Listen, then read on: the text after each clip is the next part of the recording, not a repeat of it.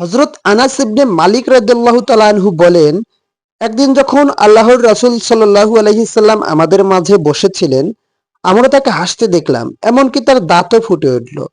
ওমর রাদিয়াল্লাহু তাআলা আনহু জিজ্ঞাসা করলেন, হে আল্লাহর রাসূল, আমার বাবা-মা আপনার জন্য উৎসর্গিত হোক। আপনার হাসির কারণ কি? তিনি উত্তর দিলেন, আমার উম্মতের দুজন ব্যক্তি পরাক্রমশালী প্রভুর সামনে নতজানু হলো এবং তাদের একজন বলল, হে আমার প্রভু, আমার ভাই আমার কাছ থেকে যা অন্যায়ভাবে নিয়েছে তা আমাকে ফিরিয়ে দিন।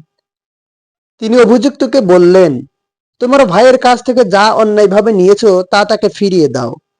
সে উত্তর দিল, হে প্রভু, আমার নেক আমলের কিছুই অবশিষ্ট নেই। প্রথমজন বলল, তাহলে আমার প্রভু ওকে আমার কিছু বোঝা বহন করতে দিন। আল্লাহর রাসূল সাল্লাল্লাহু আলাইহি সাল্লামের চোখ অশ্রুসিক্ত হয়ে উঠল। আল্লাহ তাকে শান্তি দান ও বরকত দান করুন। এবং তিনি বললেন, সত্যিই এটা একটি ভয়ঙ্কর দিন, যখন মানুষের তাদের বোঝা বহন করার জন্য কাউকে প্রয়োজন হবে।